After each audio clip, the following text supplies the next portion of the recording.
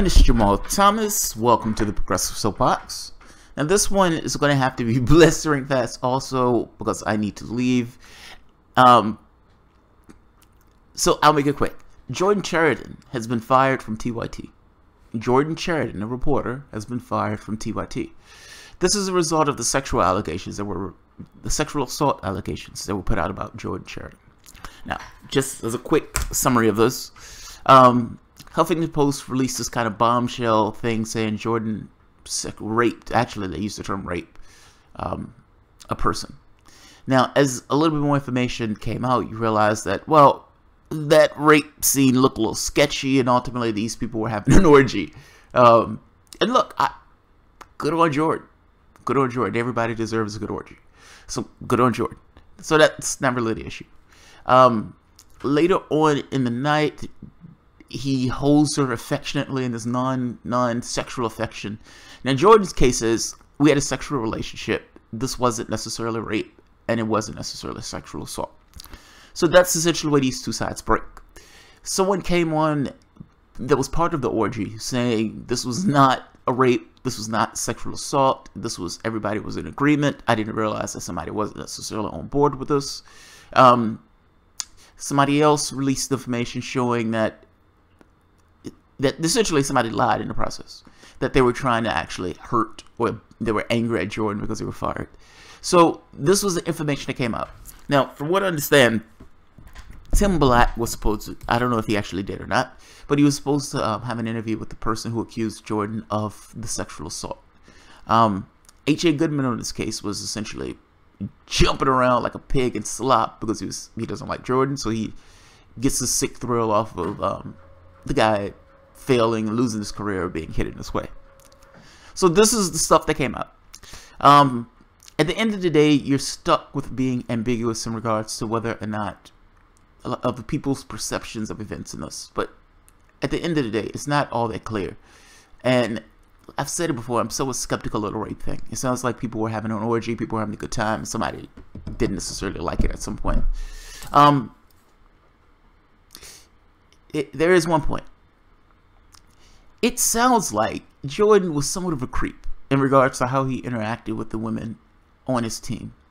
Now, that doesn't necessarily mean that each and every woman who's with him will feel some kind of way about the way he's interacting. Meaning, if he's talking about sex, is he overt about the way he's hitting on women and stuff like this? Not everybody's going to be bothered by that. Some people will look at that and say, well, that's just Jordan being Jordan.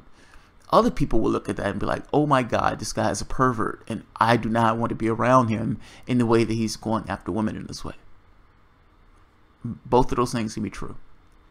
But what I will say is, it sounds like there was a massive blurring of his workspace versus his own personal space. And if you had a lot of people who are around you, because those people are trying to get a job, which is what it sounds like. You had a lot of people who are trying to get employment, a lot of people who are trying to get work.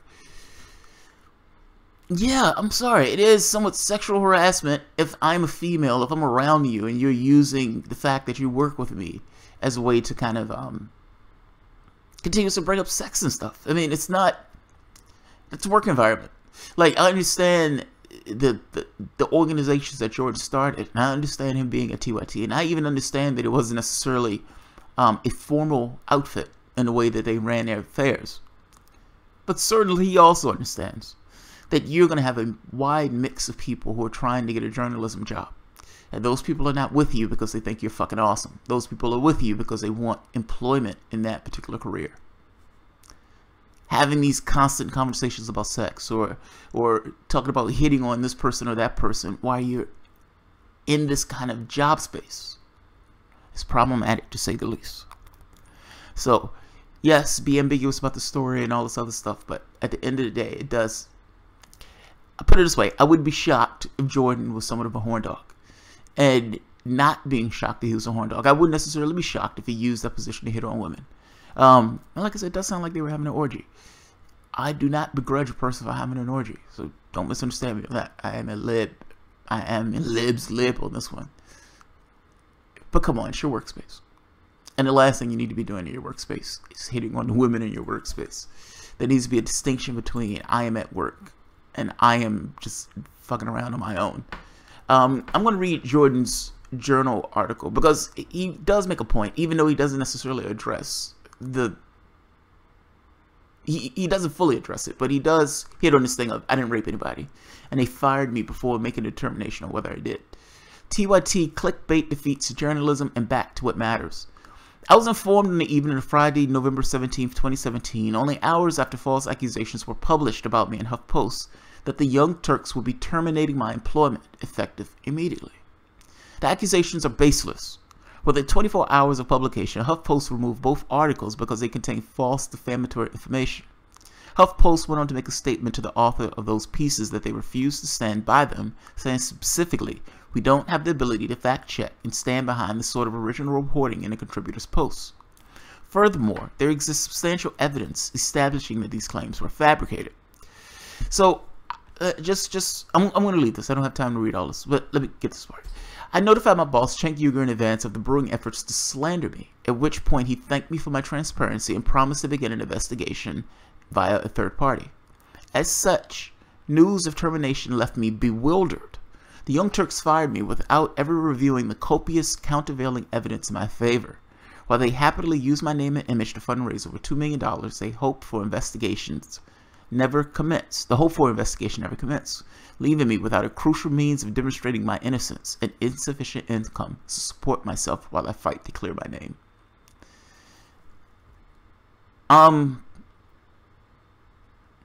I reiterate my innocence of all accusations against me, for which there is no credible evidence. Instead, they are words of a sloppy smear artist, internet fame seeker who broke every rule of proper journalistic practice, and co-conspirators who giggled uproariously over a side plan to hack the website I founded. He's saying he was under attack, and he's saying he's innocent. That's what it boils down to. I got to be honest. I always say be ambiguous with this stuff, and I stay with that. I lean more towards the side of, I don't think he raped anybody. That being said, was he being a horn dog, and was he potentially being sexually abusive? And I'm saying sexually abusive in this case is contextual to the person who's there, who's saying, "Oh my God, I do not like this guy being a horn dog in the job space in this way." Yeah, I could believe that. He doesn't really address that here. Like saying all of the allegations, is that rape allegations, or are you also talking about the allegations of people saying you were being somewhat of a horn dog and you were being somewhat inappropriate in the job space? Which ones? Which ones? If you were fired, I suspect that being fired wasn't the rape. I suspect that being fired was a quote-unquote sexual harassment. That's what I suspect. I suspect being, what's the word I'm looking for? Unprofessional in regards to going about your affairs.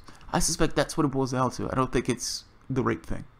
So, look, I don't necessarily think this is something to giggle over. So, somebody lost their career at this point. And somebody who actually lost their career was actually pretty good at doing stories in this way. So, I am not in the AJ camp of thinking this is fucking awesome and thinking this is great. Those are human being, and this human being lost his career because this human being couldn't keep his hands to himself. And I am not, again, this is not a rape thing. I'm just saying, look, it just seems like he was being somewhat sexually inappropriate. That's all. That's all. That's a big difference from rape, but it does seem like it's you shouldn't be doing this at work. You shouldn't be doing this at work. Particularly when you own the company and when those people are there to work for and with you. So, I will leave it at that. Yes, I went through this blistering fast because I gotta get out. Alright guys, if you enjoy the content, feel free to share, rate, subscribe, and of course, you can always support the Patreon. Thanks guys.